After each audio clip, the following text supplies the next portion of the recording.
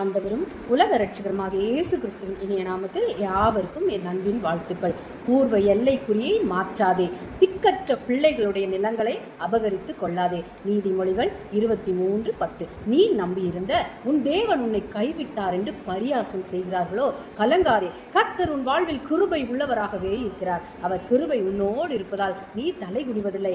அவர் உண்மையை காக்கிற தேவன். உன்னால் முடியாததை உனக்காக செய்து முடித்து உன்னை பரியாசம் செய்தோர் முன்பாக உன் தலையை உயர்த்துவார். அவர் கரம் உன்னோடு இருக்கும். எவ்வளவு அதிகமாய் உங்களை கஷ்டப்படுத்தி, துக்கப்படுத்தி, ஒடுக்கி, அவமானப்படுத்தி, கண்ணீர் சிந்த வைத்து வேடிக்கை பார்க்கிறார்களோ அவர்கள் முன்பாக உன் தலையை நிமிர செய்வார். கர்த்தர் உங்களுக்காக யுத்தம் பண்ணுவார். உங்களுக்கு விரோதமாய் எழும்பி வந்தவர்கள் 7 வழியாக தெரித்து ஓடுவதை உங்களுடைய கண்கள் காணும். இன்று நீங்கள் விசுவாசத்தோடு அதை அறிக்கையிடுங்கள். பயப்படாதீங்க.